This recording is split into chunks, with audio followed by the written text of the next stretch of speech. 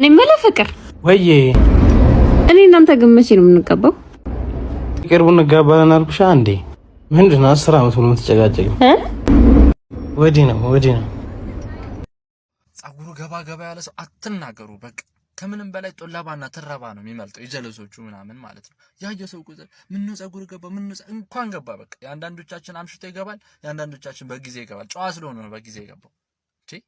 በቃ ምን እንዳለ እንዴት እኮ አንዱማ ጸጉሩን ያውቃል። ዛሬ 8 ጸጉር ተነቀላሪ አሳዘነኝ። በቃ በአይኑ እስቲ እንዲበል በአይን እንኳን ያሉሽ ያሸማቃል። ፕሊስ በቃ ተው።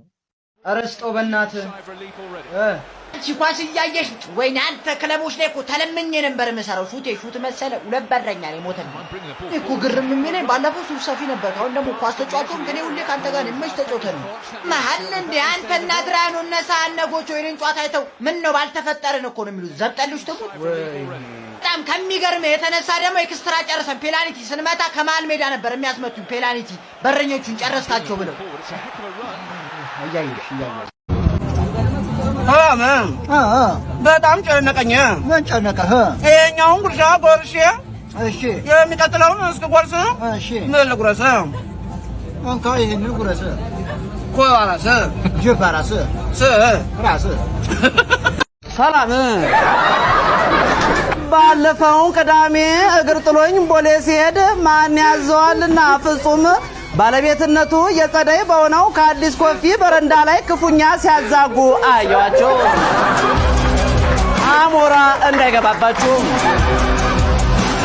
አያይዘውም በዚህ ሰዓት የሚያነቃቃን ዘይት 250 ብር ገባ የሚል ዜና እንጂ ብሮ የሚል ድምፅ አይደለም አላሉም። ለወሬ አትቸኩሉ ያለ ሰው የለም። ለወሬ አትቸኩሉ። እንዲህ አይነት ዜና የማነበውም እናንተን ወገኖቼን ለማነቃቃት ነው። ኑሮ ውድነት ያነፈዘዘውን ሕዝብ ከባንካት ለጋርጋ የቆመውን የከሰል ባቡር ማነቃቃት እንደሚቀል አላጣነውም።